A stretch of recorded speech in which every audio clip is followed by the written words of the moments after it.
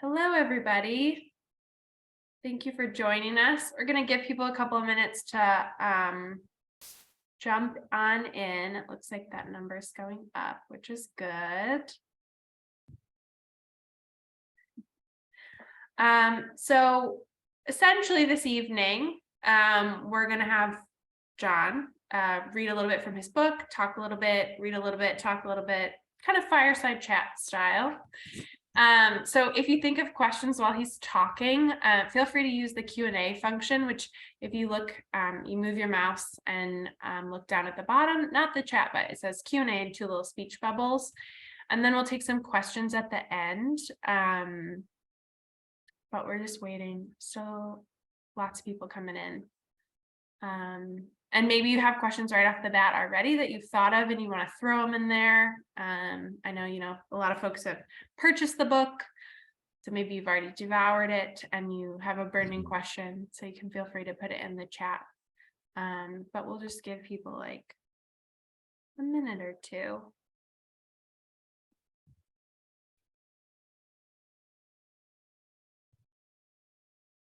And we are recording, so it'll be available whenever Grace has time to edit it and put it online, or me, we'll see.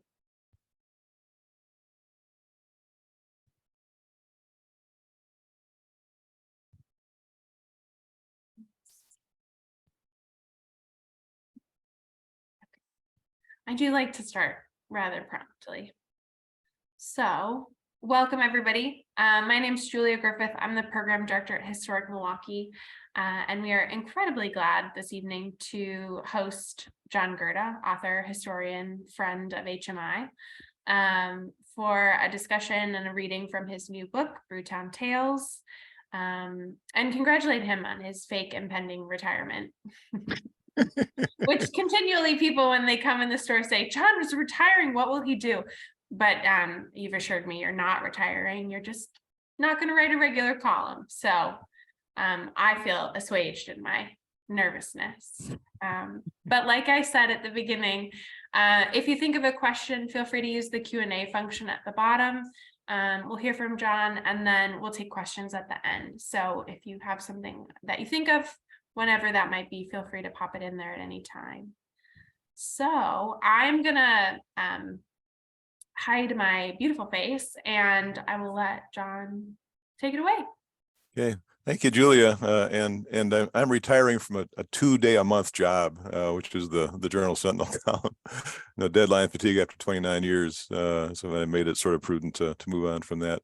And I think it's going to release some psychic energy that I'll be interested to see kind of how that pops up. But I'm still working. I've gotten so many messages saying happy retirement. Somebody said they're gonna have a party for you. Just, how do you retire from this sort of freelance stuff? But welcome from my attic office in beautiful Bayview, Wisconsin. Here to talk about Brewtown Tales, and I think a lot of you have already seen it, but Brewtown Tales came out in, I think, late October from the Wisconsin Historical Society Press. And a little bit of the backstory where that came from was that column I've been writing since 1994. And the first collection was called Cream City Chronicles, came out in 2007. And that was 63 essays. And then the years kept rolling by and the essays kept piling up. So I went back to the Wisconsin Historical Society Press and said, I think there might be another book here. So this is a longer collection, a larger collection. It's 80 columns, 80 essays instead of 63. And it's thematically, it's a bit different as well. I think part of it's a reflection of age, but there's a lot more memoir in here. In the early years, there was one, what was it? It was back in probably back in the mid to late 90s. I did a story about the destruction of a forest, down here in the southeast side, that We Energies was clearing for what turned out to be a subdivision. And I wrote kind of this angry piece about how they were tearing down the trees. And I put myself in it. And my editor at the time said, you can't do that. No, this has to be straight reporting. So I had to find another place for it, found it at Milwaukee Magazine. And I'm not sure if I wore down the editors or if the policies changed, but there's a lot of personal viewpoint in all kinds of these stories. So in some ways, I think of it as sort of a kind of a testament. There's a lot of memoir, a lot of autobiography here.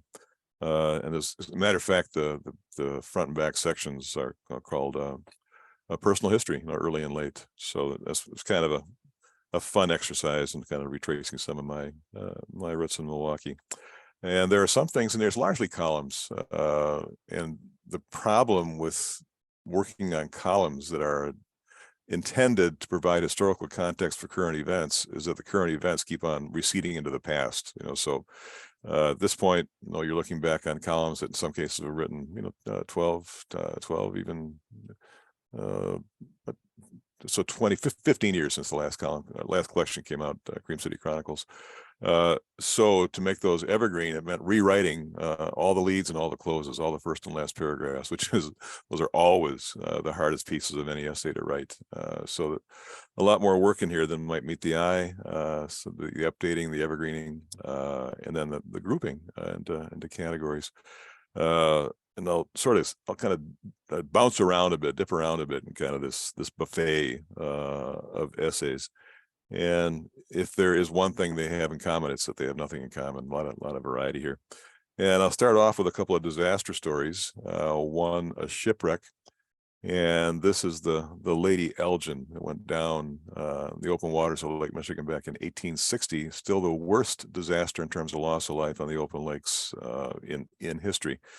And the backstory is just fascinating. This is the run up to the Civil War, and Congress passed the Fugitive Slave Act back in 1850, which gave enslavers permission to come to northern soil to reclaim their enslaved people. And that just incensed the abolitionists, of whom many were Wisconsinites. Wisconsin was a real abolitionist stronghold back in those years. And the governor at the time was Alexander Randall, Camp Randall in Madison. And he was a self-described fire-breathing abolitionist. And he was determined that he would resist federal efforts to enforce that Fugitive Slave Act. And he requested the cooperation and actually the obedience of all the largely nonprofit and pretty loosely organized militia units. This is long before the National Guard in Wisconsin, among whom were the Union Guards in Milwaukee, the Irish Third Ward Democratic Company. They said that their higher allegiance was to the U.S. government, not to the state of Wisconsin. So he disbanded and disarmed them. And interestingly, around the same time, the Wisconsin Supreme Court declared the Fugitive Slave Act unconstitutional. A state court declared a federal law unconstitutional. Nobody else did that. No one else did that in the entire country. So at a time when states' rights were being kind of posited as a reason for secession, states' rights were being asserted here in Wisconsin as well. So that's the backstory to the sinking of the Lady Elgin. Since they were pretty much a self-determined company, even though they had a charter from the state, they were still kind of a volunteer organization. So they decided to reform and rearm themselves with their own funds. So they bought 80 government surplus muskets at the price of $2 each. And to kind of replenish their coffers after they had made this large purchase, they had an excursion on the palace steamer Lady Elgin down to Chicago in the September of 1860. So even at the princely sum of $1 each, tickets sold briskly, especially to the Union Guards and their supporters, a number of whom decided to bring along their wives and children. When the Lady Elgin left the Third Ward in the early morning hours of September 7th, 1860, more than 300 Milwaukeeans were aboard, along with the company's precious new muskets. Once in Chicago, the party paraded from LaSalle Street's dock to a downtown hotel for breakfast, and then split into smaller groups for a long day of sightseeing, shopping, eating, and for some, drinking. By the time they gathered for the voyage home, a number of passengers were so far gone, they had to be practically poured into their stateroom beds. A stiff wind was already blowing when the Elgin left Chicago that night, and it quickly developed into a gale, not an unusual occurrence on the Great Lakes in autumn. The ship kept its northerly course, and some of the hardier revelers kept dancing on the upper deck. Then shortly after 2 a.m. on September 8th, disaster struck. A Chicago-bound lumber schooner, the Augusta, was on a collision course with Lady Elgin. The ship's crews could barely see each other in the heavy seas and driving rain, and neither vessel could take evasive action until it was too late. The Augusta hit the Elgin amidships, T-boned her, modern sailors might say, leaving a hole that one passenger described as so big you could drive a team of horses through it. Although the Lady Elgin was nearly 3 times larger than the schooner, it was the steamship that suffered the fatal blow. The Augusta fell off before the wind and limped toward Chicago. The first reaction aboard the Elgin was a shocked quiet, followed quickly by pandemonium. Although Captain Jack Wilson was a picture of calm, considering his situation, events quickly spun out of control. As the engine room filled with water, the boilers went out within 20 minutes of the collision. The Elgin was dead in the water, and storm waves soon broke the ship apart. For those who hadn't been trapped below decks or crushed by falling wreckage, hours of misery lay ahead. The Elgin was 4 miles off Winnetka when it went down. Survivors grabbed whatever they could find, cabin doors, bureau drawers, splintered beams, even a bass drum, and drifted with agonizing slowness toward shore. High waves, cold water, and pitch darkness, broken by the occasional flash of lightning, created a scene of unrelenting terror. It was dawn before the first survivors saw land, but the view provided scant comfort. Huge breakers were crashing against the steep clay bluffs, and many who had weathered the harrowing ride to shore ended up drowning in the heavy surf. When one determined crewman finally clambered up the bluff to civilization, word of the disaster spread like wildfire. A horde of rescuers, reporters, and gawkers flocked to the beach near Winnetka. By late afternoon, the focus had shifted from rescuing survivors to recovering bodies. The sinking of the Lady Elgin made national headlines. Never before or since had so many people perished in a wreck on the open waters of the Great Lakes. In the absence of an official manifest, the precise number of fatalities was unknown until master researcher Carl Baer compiled his own list in 2009. Baer concluded that 398 people aboard of the Lady Elgin that stormy night in 1860, and 302, most of them Irish Milwaukeeans, never returned. Swept up by currents that would remake American society, the victims were part of a much larger story. The wreck of the Lady Elgin was discovered in 1989. Among the artifacts found scattered on the lake floor were the muskets of the Union Guards, mute relics of a controversy that ended in unfathomable tragedy. So it's still there at the bottom of the lake. So that's one disaster that affected a sizable but narrowly focused group of Milwaukeeans. I'll read about another disaster that was global in scale, and that was the Spanish flu epidemic of 1918, which has some uncanny rhymes with COVID-19 over the last 3 years. This came to America and to Milwaukee in the waning months of 1918, probably in the respiratory tracts of soldiers returning from Europe, from World War I in Europe, the doughboys. And Milwaukee was a good leave town, the sailors from Great Lakes, and they probably brought it up to Milwaukee, and some got sick, on leave, and the disease spread like wildfire. So it's called the Spanish flu. It was not Spanish. That was kind of where some publicity was lodged, but it became worldwide in scope. There was no cure for the influenza virus. The only treatments were bed rest for the patient and isolation from the rest of the population.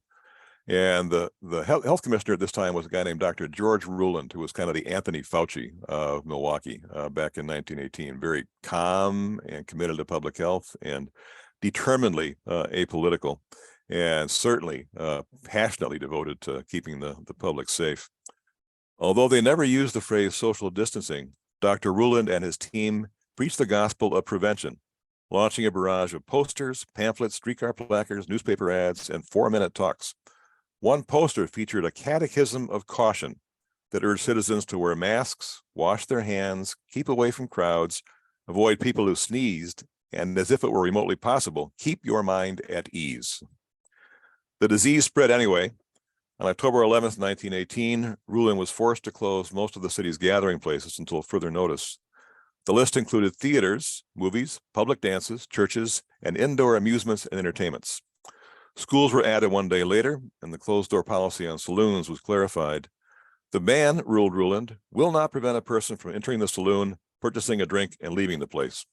As long as you didn't warm a bar stool, in other words, you could still imbibe. This was, after all, Milwaukee. Rulin's order was the medical equivalent of martial law. For weeks, there were no parties, no parades, no political rallies, no bowling leagues, no school, no sports, no religious services. Churches were open only for weddings and funerals, and attendance then was limited to near relatives. Factories and offices were exempt, but gauze masks became standard apparel in many workplaces.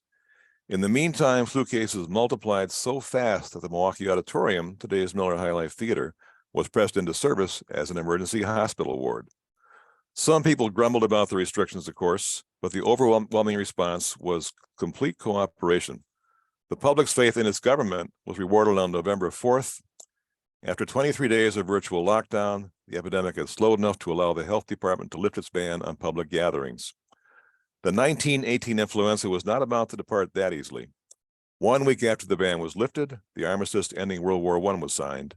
Milwaukee's downtown was thronged with revelers, creating what a later generation would recognize as a super spreader event.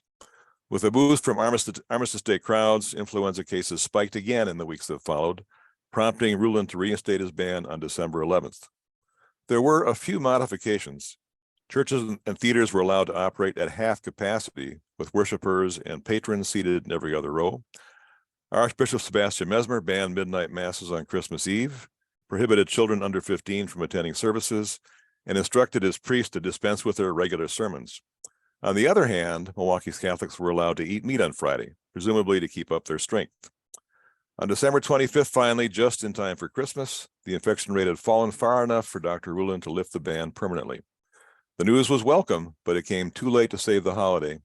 Christmas Day in Milwaukee quiet, read the Milwaukee Sentinel headline on the morning after. New Year's Eve dances were held 1 week later, as in previous years, with one new wrinkle. Celebrants were required to wear 6-layer gauze masks, which made them resemble, wrote the Sentinel, a band of hold-up men from the neck up. The Spanish flu was a national catastrophe. Nearly 500,000 people died, more than 4 times the number of American soldiers who died in World War I. But Milwaukee, relatively speaking, was an island of good health. Of the 30,000 citizens who came down with the flu at its peak, fewer than 500 died. The city's death rate during the worst weeks of the crisis, September 14th to December 21st, was 0.6 per 1,000 people. Tragic, certainly, but the lowest of any large city in America. The death rate in the second healthiest city, Minneapolis, was more than 3 times higher. All those Germans and Scandinavians in the upper Midwest apparently found it easy to keep their distance. And another response, COVID was pretty fertile territory for writing about historical parallels, as well as kind of the adjustments that we had to make, here in the last couple of years. And for me, when everything else was so quiet, I spent a whole lot of time, like as so many people did, outdoors. And my retreat, my destination, many times was Seminary Woods, which is this wonderful tract of remnant native woodland here on the southeast side, actually in St. Francis, kind of borders St. Francis and Milwaukee, just a few blocks away. And I don't think I've ever spent as concentrated a time kind of following the progress of a single season as I did back in the spring of 2019 or 2020. 2020. So this is a story called Saner Outside, which is a play on safer at home, which was kind of the Evers administration's slogan for stay inside, don't catch the bug and don't spread it. In an unnatural time, I sought the solace of nature. While millions sheltered indoors, I found a different kind of shelter outdoors. As we kept our distance from each other, I established closer contact with an older order. I was not the only one. When COVID-19 reached America's shores in the early months of 2020, so many people shared my instinct that Wisconsin had to shut down its most popular parks, and Milwaukee was forced to close its beaches. So I spent a whole lot of time in Seminary Woods talking about some of the plants that came up. As plants sprouted and insects hatched, birds entered the procession in their own prescribed order. Slate-colored juncos, last to leave and first to return, joined the hardy year-rounders like chickadees and cardinals. Soon after, there was an explosion of kinglets, golden and ruby-crowned balls of feathers so small they would barely fill a child's hand. Then the circus came to town. Warblers, flying, flitting, rolling, and tumbling through the treetops like a rollicking chorus of clowns. They arrived in waves, first the yellow rumps, known affectionately in birding circles as butterbutts, then the palms, and finally all of them diminutive dabs of feathered paint with names as colorful as their plumage: chestnut-sided, bay-breasted, yellow-throated, golden-winged, black-throated green. One day I saw 5 species in a single tree in Seminary Woods, lighting it up like tiny Christmas ornaments. As the players assembled, the action began. A pair of yellow-bellied sapsuckers climbed up and down an old maple tree like linemen on a utility pole, sipping sap from the holes they tapped. A few days later, a cardinal and a warbler were sampling the same thin nectar. A bluebird perched precariously on a thistle stalk in an old soccer field going rapidly back to nature. If he knew how blue his wings were, I thought, that bird would be insufferable. One day I surprised a Cooper's hawk, barred chest, gray wings, banded tail, hunched over the mangled remains of what might have been a chipmunk. He regarded me with fierce attention, a hawk's sole expression, and lifted gracefully into a nearby tree. In a small wetland near the seminary's main building, a pair of wood ducks, those painted ladies of the waterfowl set, quacked and craned their necks in the direction of the shore. Out onto the marsh grass waddled a fat raccoon. Only when he retreated were the birds quiet again. Another time it was a sleek black house cat that set off the alarm. I could only hope that its owner had declawed this pampered predator. A red fox trotted along the bank of a small stream across from my sitting spot one afternoon. It paused to nibble some tufts of grass and then headed in my direction, crossing the narrow footbridge in front of me. It froze for a second and then made a half-hearted run at a kinglet hopping through the grass. When the bird flew off, the fox was no more than 10 yards away from me. It looked up, noticed me with instant distrust, and then bounded into the underbrush on the softest paws. As the pandemic ground on, laying waste to lives and livelihoods, billions of people around the world wondered when the siege would lift. It's a question that only we were asking. While our hearts beat faster with fear and anxiety, the rhythm of our planet remained as steady as ever. The earth continues to carry us all, every opening flower, hatching insect, love-struck animal, and worried human being, around the sun with miraculous precision, and each spring it turns toward our only source of warmth and light. All around us, if we would only look, is a commodious world where we find welcome and our woes find their limit. And I'll read one more. There were some columns that were topical. I wrote a number of political columns that didn't wear well chronologically in the Walker years. And so none of those are included, but some of the more recent social movements, Black Lives Matter, wrote a column called Birth Pangs of a New Understanding, which was my response to the rise of Black Lives Matter. And a lot of it is taken up with the events in Minneapolis, where I have a lot of family. My son was living here at the time, a lot of cousins, nephews, nieces, in-laws, and talking about how powerful it was that this movement was ignited by the murder of a black man in this city that was always considered progressive, kind of a bastion of progressive thought, and sort of pretty much indicated that that was by no means the case. And after, during the pandemic, people paying close attention to the news, you have just this profusion of support for Black Lives Matter. In my own block here in Bayview, I think there were, within a few days, there were like half a dozen Black Lives Matter signs. So it really was kind of a sea change that has certainly had a counter, sort of a counterbalance, resistance, and pushback as well, but still, certainly a very active movement. And this is kind of my reflection on kind of the events here and across the country. Why such a tidal wave of support for Black Lives Matter, both here and elsewhere? Because it was time and then some. Because George Floyd's murder was irrefutable evidence that hatred has a home in our basic institutions. And because many white Americans realize, many of us for the first time, that we have been quietly complicit. Sure, we may have worked hard for what we have, and yes, we've cleared hurdles of our own. But the color of our skin has given white people like me a head start on everyone else in America. Columnist Maureen Dowd once offered a deliciously snarky assessment of George W. Bush, describing him as a man who was, quote, born on third base, but thought he hit a triple. To our mingled surprise and embarrassment, many white Americans have now awakened to the fact that our skin color confers similar privilege. Where will the current civil rights groundswell roll from here? The hardest work, it seems to me, will be internal. Conditions won't improve unless and until White Americans not only recognize our privilege, but muster the courage to apply it to changing the status quo. That does not mean ignoring cultural differences or glossing over the all too real problems of the inner city. It does mean growing a new awareness of how we treat, and just as important, how we perceive the person of a different race at the next desk, in the next lane, down the next block. For me, as a white Milwaukeean, it means owning my own ignorance, asking uncomfortable questions, and groping my way toward greater understanding. The task we all share is to see the me in thee and act accordingly. So that's just a sample, kind of, I guess, appetizers from this buffet that is Brewtown Tales. I hope you found them appetizing, perhaps a bit nourishing. And if there are questions, it's be happy to jump in and answer some of those. We have any, Julia? Well, I will give people a second to ask some. I'm not seeing any immediately. Okay.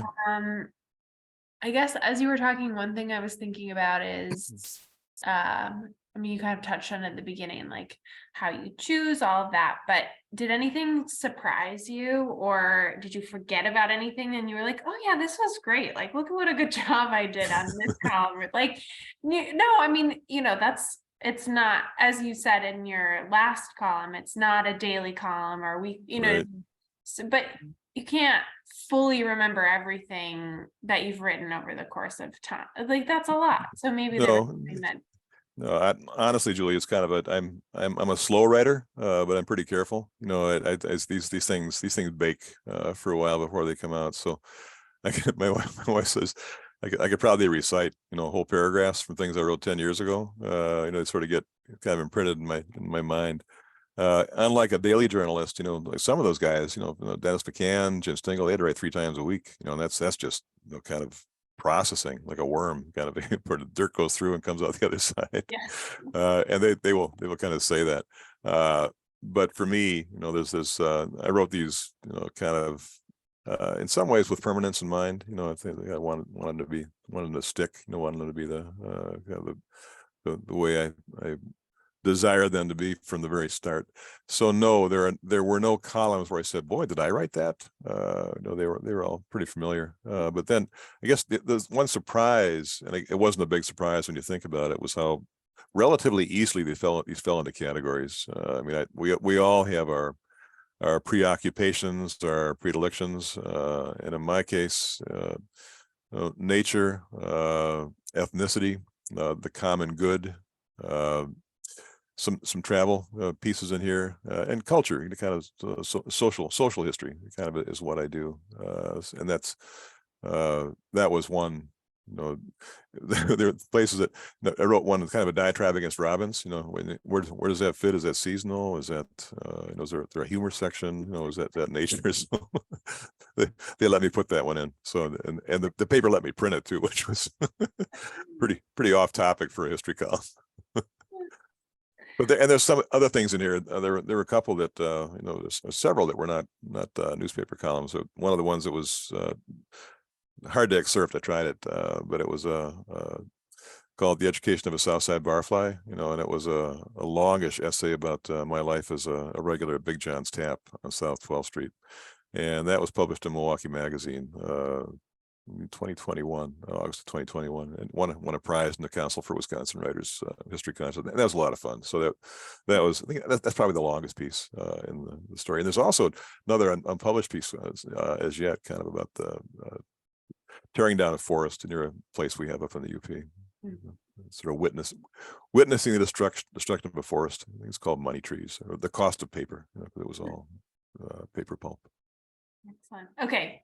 Maggie would like to know, she specifically asked Maggie Bart, which English teacher influenced you the most, but I would open it to teacher generally, because sometimes even if the topic isn't like making you a better writer, they like make you a better writer, storyteller, whatever, through themselves, not just through this subject that they teach. That's a good question. I should point out, first of all, that I didn't come to social history or history at all until I was out of college. I was an English major in college, so I had kind of the literature writing side of it early on, and that was true from high school on.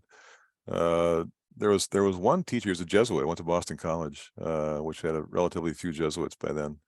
FX Shea, Francis Xavier Shea, who taught a course on Yeats, Joyce, and Eliot. In one semester, all three of those giants, were part of the on the syllabus. And I recall him, and I recall that course as a real high point, kind of sort of turning me on to the kind of the heights, that's you don't get much higher than Yeats, Joyce, and Eliot, and especially this is back in the 60s. So that was in some ways formative for me. And there were I think, high school teachers, they're so guys that took you under, again, it's Market High, boys' school. So they're all guys. There were a couple of priests there kind of sort of recognized, my interest in words, kind of encouraged that. I wrote these you look, I haven't looked at them in decades, but wrote these sort of painfully, shamelessly heartfelt, kind of pieces of prose and poetry for the high school magazine. I don't want to burn them, but it was obviously adolescent juvenilia. Yes, I think I had an English teacher in high school who would have called it schmaltzy. Schmaltzy. Oh yeah, I was there. Yeah. Despite all the things that have changed throughout the years in Milwaukee, what is one thing that has remained the same? Certainly the landscape, downtown has changed, all kinds of more buildings. But boy, we got the bones of a great park system, that's been there long before I was born, and is still, one of our most important assets. This wonderful lake, despite how we've screwed it up, the rivers that we have actually done more to restore and recover in recent decades than previous generations had. We should pat ourselves on the back, for the Milwaukee River Greenway and the renaturing of the Connecticut River and the Menominee Valley, which have been just the armpit of Milwaukee for decades. There's been a lot of progress there. So that's remained the same, and in some ways has gotten better. Other kind of commonalities, ethnicity is still a major force here. Heritage is still a major interest. It has been expanded from European ethnicity to global ethnicity. And it was so much fun to see the holiday folk fair came back after a 2-year COVID hiatus. It's always the weekend before Thanksgiving. And this year, some of the European groups had dropped out because there were not vendors for the restaurant, but there were also Rohingya, Senegalese, Ethiopian. Say, whoa. And that's the world changes, Milwaukee changes. And I think, we need to kind of embrace that change and recognize it as kind of the updated, the getting a mid-20th century version of what was going on here in the 1800s. We've always been a city of newcomers, and that's, I think, no less true today than it was back in the 1880s. Very true. I'm just popping around. So as you move away from your columnist gig, are you thinking of writing more longer form essays? Good question. Yeah, there are a couple things I want to work on.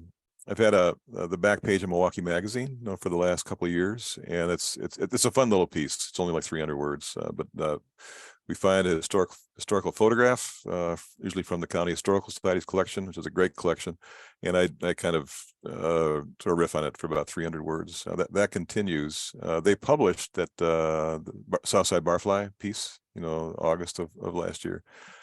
So there's a place I think of as kind of a home for longer form sorts of things. One thing in the works for this year certainly is a prose piece about a small piece of land my wife and a good friend and I owned out in the Driftless area, which is, I love that part of Wisconsin. My mom's from out there, she's from Coon Valley, Wisconsin, and it's kind of and again, those kind of memoir for an old guy. Kind of you look back on these worlds that you visited that seem so far back now, but are a lot of fun, to kind of revisit. So that's in the works. So yeah, always nonfiction though, and songs. Been playing with songs. I'm a much better lyricist than I'm a melody writer. But that's something that continues to be of interest. Matter of fact, with the Barfly story, won an honorable mention in the prize, and the prize, the honorable mention, was $50, and they said to bring along copies of the essay to be passed out at the award ceremony in Madison. So I made copies. It was $60 for the copies. So So net loss plus gas to Madison. But the cool thing, and love doing it, was there's a small town in the Drift is called Valton, Wisconsin, not too far from Reedsburg. And the honorably mentioned every year get to spend a week in this study center in this very small town. And so I was there for 5 days and did nothing but work on song lyrics and biking. So that was a real pleasure. So that remains, a strong interest of mine. Somebody wants to know. Thanks for the question. Yeah, that's a great question. Somebody wants to know if your 75th birthday column is in the new book. No, what I did was, this was by agreement between me and the editors. I wrote one for 70 and I did one for 75 again. And what I did was, the readers can be the judge, but I married them. I took what I thought was the best of both columns and put them together. And I closed it with that poem about aging, sort of a little doggerel about aging. So yes, it's in there, but it is mingled with 70. Kate said, I loved it, all capital letters, a big fan, Kate. So it's partially in there. Hopefully the poem was the part you were looking for. It was kind of fun. It was just a young friend who works an electrician at the power plant down in Little Creek, and the last line of the poem, may I go with good grace when the lights go out, and that was read at the retirement party of one of his coworkers, which I thought was very, very appropriate, very, very fitting. Let's see. Okay. John, considering your passion for cycling as well as history and nature, what kind of future do you see for nature-oriented and historic-oriented, this is a long question, cycle-based tours or tourism? The trouble with bike touring, historic, on your own, you're fine. But I've led bike tours. If you get 20 people, it's worse than herding cats. It's just, you can't talk in process. You have to sort of pick your spots. And if you're in the city, you got red lights and stop signs. So I did one, about 3 summers ago, pre-COVID. And by the time we were 4 miles out, we probably had people strung along a half mile behind us. So as a group experience, that leaves something to be desired. And I suppose it was fine. We stopped with the people who were at the head of the pack, and I tried to go slow. I was not racing ahead. So you want to be respectful of the people who are a little bit faster, but you got to wait for the ones who are a little behind. So it was it was fun, but a little kind of, whoa, there's a downside here. Nature touring, clearly, this is not something everybody knows. The rank order, and this is not proportion, this is the rank order of converted railroads, converted to bike trails in the country. Michigan has the most miles, Minnesota has the second most, and Wisconsin has the third most. So we are, the upper Midwest, we are the hotbed of rail trail. And now there's this plan for the Badger 500 or Badger 400. This linked, or kind of this very, very extensive system. Be able to, another number of years, be able to connect any number of loops. For southeastern Wisconsin and beyond. It's a cool idea. So the Bike Federation is kind of spearheading that.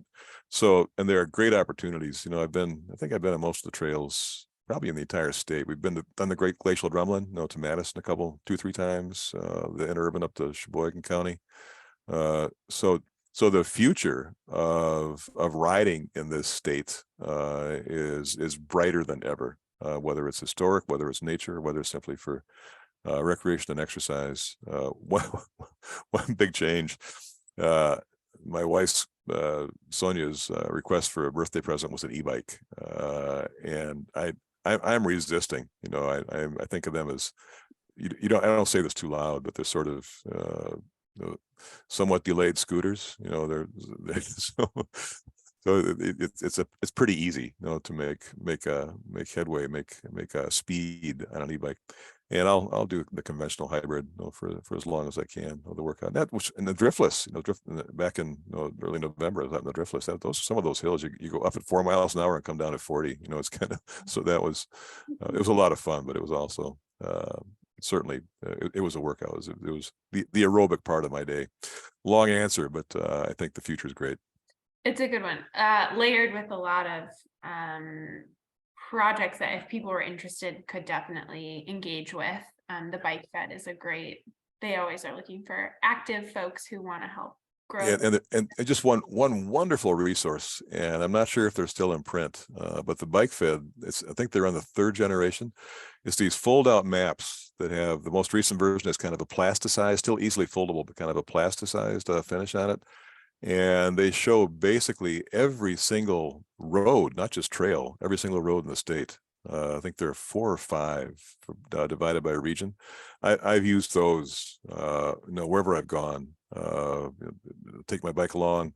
It's on the Around the Corner program, which I'm a giver for 9 years, and wherever we were, I bring along those maps and kind of spend the day after I was finished shooting, kind of riding those trails, and or riding those roads. The trails are fine. Those are a real wonder, but there are so many rural roads in Wisconsin that are just drop dead gorgeous, and they take you away, and you don't have traffic to contend with.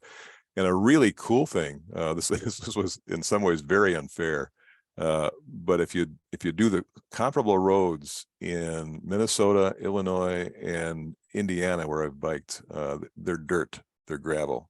And in Wisconsin, those same small roads, I'm not talking county trunks, I'm talking names, just named roads, and they're barely named, because there was such a huge dairy farming establishment in Wisconsin, and because they had for a long time disproportionate share of Wisconsin's legislative seats, those farm to market roads are paved. They're high quality. High quality and wonderful for bikers. They didn't have us in mind, back in the mid-century, when those were being paved. But it's one of the real assets about biking in Wisconsin. Definitely. Bill wants to know how often you get to Forest Home Cemetery. He's visited from Minneapolis, where he lives, and he finds it very relaxing and beautiful. I'm going to be spending a whole lot of time there at some point in I hope the distant future. We're getting buried there. We're in the green burial section called Prairie Rest. It's on the south end of Forest Home. So yeah, I'll be a permanent resident. I'll also be the only one who wrote a book about Forest Home Cemetery. It's called Silent City, and I think they reprinted that. They're selling that for not much, at the cemetery office. There's also an event coming up. I just sent an email this afternoon. A Wild Space Dance Company in Milwaukee. They do these site-specific dances, everything from sculpture gardens to the Menominee Valley to parking structures, and they're doing one in Forest Home Cemetery. Oh, really? It's going to be in, I think, May or June of 2023, and I think I'll be talking about some of the cemetery's history. So yeah, and their administration is changing. They're doing a whole lot more events there as well. It's now an official arboretum, not just a cemetery. So there's quite a bit going on there. It's a pretty lively place for a graveyard. Yeah. Let's see. Dealer's choice. Do you wish to talk about journalism or MacArthur Square? Either or, which? Yeah, I have 2 questions, and dealer's choice. Which one do you want to talk about more, journalism or MacArthur Square? Either's fine. Both are fine. Okay. Start with journalism. Sure. How has journalism changed in Milwaukee in Milwaukee history in your research? Oh Lord. Yeah. How hasn't it changed? When I began this column in '94, we'd moved on to computers by then. But I can recall being in that newsroom. I've always been freelance. I can recall being in that newsroom, seeing reporters or seeing friends, when it was typewriters and linoleum floors, the noise was deafening. But that was a time when you had people like, heroes of mine, Jay Scriba, Robert Wells, earlier on, Russell Austin, these Mel Ellis. There were some wonderful writers, the Journal and the Sentinel as well, but I was more a Journal, more an afternoon guy. And how quickly they've been forgotten, and how the internet has just blown up journalism as we know it. The Milwaukee Journal Sentinel, and I'm not exaggerating, it's about the same size as the Anago Daily Herald, and that's a reflection of the loss of ad revenue, obviously, and also reflects the nation's drift toward online. So they will very openly state that the future is digital, and the concentration is in the online content. And the more of us leave, kind of certainly they welcome subscribers, love to have subscribers, but kind of they do not see the future in print. And your generation, Julie, do you read a daily newspaper in paper? Not in paper. I've never, no. I mean, my Yeah. parents just this year stopped getting, so like when I was a kid growing up, I'd read Wisconsin State Journal. Okay. Yes, on occasion, but no, I've never paid for a printed paper delivery, daily paper. Yeah, and I have 3 kids who are kind of your generation, and none of them read the paper as well, read the print version of the paper. Digital for sure. Absolutely. Not So journalism is currently in this transitional state that resembles kind of a no person's land. It's not here, it's not there. It's on its way to becoming something else, but it's not there yet. And what you hate to see, is the change from a time when you had like 2 reporters covering the courts, and now it's, occasional, if that. So the watchdog role that the press plays in our society, has been diminished. And the online marketplace is so crowded, and there are so many voices, that have an axe to grind, kind of where do you find, kind of that dependable, reliable, trustworthy source of information, and we're paying for it. We're paying for it as a society. So yeah, journalism has changed radically. Okay. You're not fond of MacArthur Square. You wrote not too fondly of MacArthur Square. If you could redo that piece of land, what would it look like? What happened with MacArthur Square and what you're reading now in the press, whether online or in print, is a homeless, kind of community there, and porta potties being put up. That is the most, and I think we include one reason it was included, and the editors at Wisconsin Historical surprised me a bit. They said, we want to include this one. I think it's just in terms of writing, it's probably the longest sustained angry piece, in the book, the longest sustained kind of what were they thinking piece. So it kind of, at least in terms of writing style, it sustains a mood. and I think what happened was back when they developed MacArthur Square as we know it, they turned it into what sculptors would call a plinth. It's kind of a platform on which you put something, which means it's kind of inaccessible, to the area around it, and underneath it's a parking structure. So that is the most unactivated space in downtown Milwaukee, and it's large. Look at that thing. It's like a square block, 2 square blocks. So if I could redo it, it would be, I'd probably take the parking out as much as a need is there for downtown parking. Restore the traffic patterns to some of those streets, and there's room there, even if you didn't put all the streets in, for monumental sculpture, some kind of public art, something that would become a focal point for that space, because there is nothing right now. Every I said in the column, in the essay, every door on the perimeter of MacArthur Square is locked. So there's no access to anywhere from MacArthur Square. It was so forlorn that they had to move the statue of General MacArthur from his square down to the lakefront. So, woe be gone. Okay, let's do one more, I think. Okay, let's end with this one. What surprises you the most about Milwaukee? Surprises me? Boy, not much anymore. It's kind of I've been doing this for a long bit. I was born here. lived here my whole life except for college. What surprises me? I guess it's not so much a surprise, but it's a reflection of someone who's in his 70s. Is that change is the order of things, and to see the scale of change in Milwaukee. And my dad used to talk about how his old neighborhood had changed. It was Polish, then it became Latino. It's in my lifetime and sort of later in his. And a little lamenting, a little nostalgic for the way it had been. I'm not nostalgic. I think again, change is what you have to kind of embrace, is kind of what life is all about. But just some things you have. When I was a kid, this was an all white city. It was not all white, but the power structure, the influencers were all white. So to see a black mayor, to see a black county executive, to see a black county board chairman, that's a sea change. That's a sea change in Milwaukee. And this is taking place quite recently. So we've been a community of color, a majority minority city since probably the mid 1990s. So it took a long time, for that to kind of reach political flower. And I guess I wouldn't describe that as a surprise. I wrote a column, back in around the time Tom Barrett got elected the first time in 2008. Said we will have a black mayor, and it took a bit longer, but it happened. So kind of just the not really surprises and not shocks.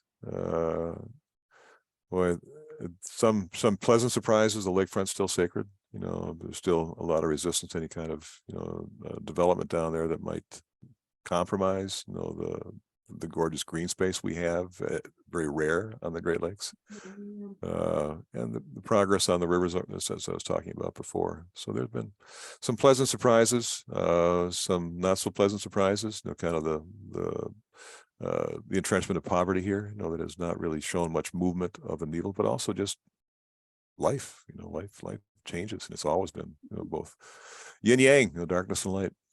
Yeah. Well, thank you very much for No, my sharing pleasure. with us, answering questions. Brewtown Tales is available. Will normally be available at Historic Milwaukee, but we're out of copies at the moment.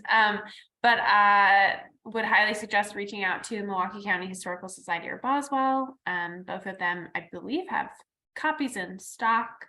And we will hopefully have some more at the end of December. But you all, HMI members at least, have run to the front of the line to buy a book. So they've flown off the shelves. But thank you all for joining us, and have a great evening. Yeah. Okay, and I am doing a signing at Boswell Books on Downer, 2:00 this Saturday. So we'll exhaust their stock and move on. And I think Julie, I think they said the back orders would come in by December 22nd. Is that correct? I think there was Yep. So That not was the date. not a lot of leeway, but in time for Christmas.